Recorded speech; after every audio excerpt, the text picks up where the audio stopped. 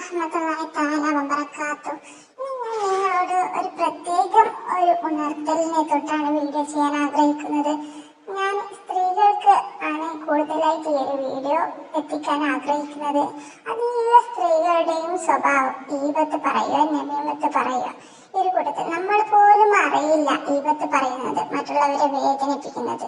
അത് അവർ കേട്ടുകൊണ്ടായാലും അവര് കാണയായാലും അവർ കേൾക്കാതെ ആയാലും അത് നിങ്ങൾ പറയുന്നുണ്ടെങ്കിൽ നിങ്ങൾ നോമ്പ് നോൽക്കുന്നത് വെറുതെയാണ്.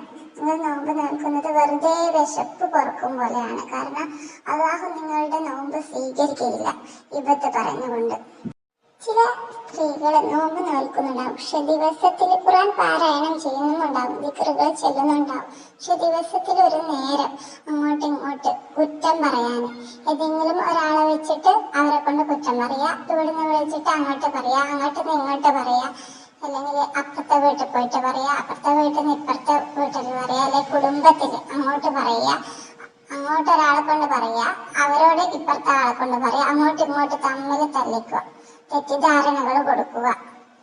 ഇവര് നോമ്പ് നോക്കിയിട്ട് കാര്യമില്ല. കാരണം ഇവരുടെ തസ്ബീഹ്, ഖുർആൻ പാരായണം, നോമ്പ് ഇതൊന്നും അള്ളാഹു സ്വീകരിക്കില്ല. കാരണം ഇവര് കുറ്റം പറയുന്ന ആൾക്കാർ, ഇവരാരെയാണോ മനസ്സ് വേദനിപ്പിക്കുന്നത് എന്ന് വെച്ചാൽ അവർ പൊരുത്തപ്പെട്ട് തന്നിട്ടില്ലെങ്കിൽ അവർക്കാണ് നിങ്ങളുടെ എല്ലാ അമലുകളും അള്ളാഹു കൊടുക്കുക. അതുകൊണ്ട് പ്രത്യേകം നിങ്ങൾ ശ്രദ്ധിക്കണം. ആദ്യം ഈ ഒരു സ്വഭാവം ഉണ്ടെങ്കിൽ ഈ ഒരു സ്വഭാവം നമ്മൾ മാറ്റിയെടുക്കണം. എന്നിട്ട് അള്ളാഹ്ക്ക് വേണ്ടി ഇബാദത്ത് ചെയ്യണം.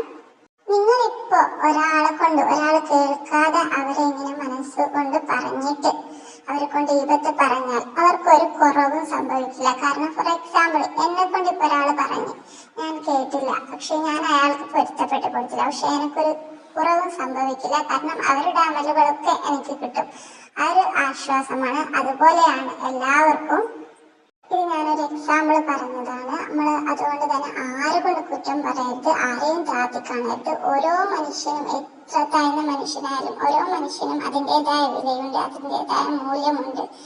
എല്ലാ മനുഷ്യനും ഏറ്റവും നമ്മുടെ മുന്നിൽ ഏറ്റവും പാവപ്പെട്ട, ആർക്കും ഇഷ്ടമില്ലാത്ത മനുഷ്യനായിരിക്കും അള്ളാന്റെ മുന്നിൽ ഏറ്റവും സ്ഥാനമുള്ള മനുഷ്യർക്ക്. അതുകൊണ്ട് തന്നെ നമ്മൾ ആരെയും വാക്കുകൊണ്ടോ പ്രവൃത്തി കൊണ്ടോ വേദനിപ്പിക്കരുത് എന്ന് ഓർമ്മപ്പെടുത്തിക്കൊണ്ട് ഞാൻ ഈ വീഡിയോയുടെ അവസാനിപ്പിക്കുന്നു. ഇൻഷാ അല്ലാഹ് അടുത്തൊരു വീഡിയോയിൽ കാണാം.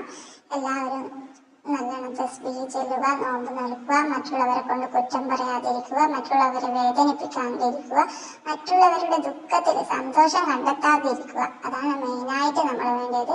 അധികം സ്ത്രീകളുടെയും ഒരു ഹോബിയാണിത്.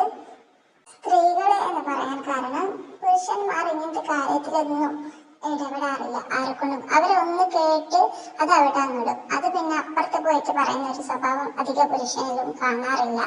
അതുകൊണ്ട് തന്നെ സ്ത്രീകളാണ് കൂടുതൽ ഇതിലൊക്കെ ഒരു മുൻഗണന കാണല്.